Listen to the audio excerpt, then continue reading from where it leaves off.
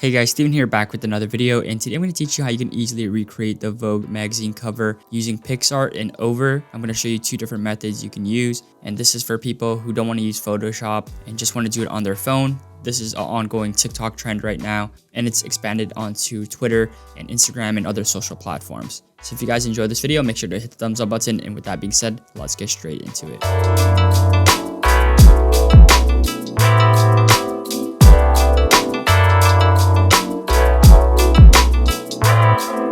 So for the first method, we're going to use PicsArt. You want to open up your photo, and essentially all you want to do is search up a sticker. So if you press the sticker icon, there's actually a trending one right now that just says Vogue, but you can search up a bunch of different ones.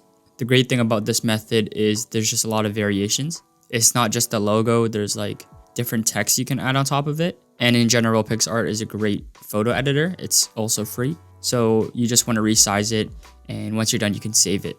The second method I'm going to show you requires you to download the Vogue font on Dafont.com.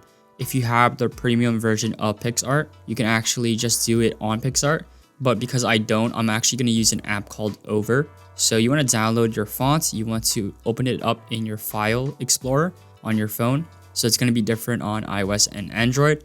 You want to click on it and you want to press share, and you want to go all the way to the end where it says more, and you want to press copy to Over. Once you do that, it should say installation success, and if you check your text, there should be the Vogue text. And the great thing about this method is you can actually change the color of the text and the spacing of the text. So if you go on the style icon and press on space, you can basically change the spacing in between each letter. And with the curve option, you can just curve the text, which I think is cool. But if you want to make it realistic, you would just keep it the same.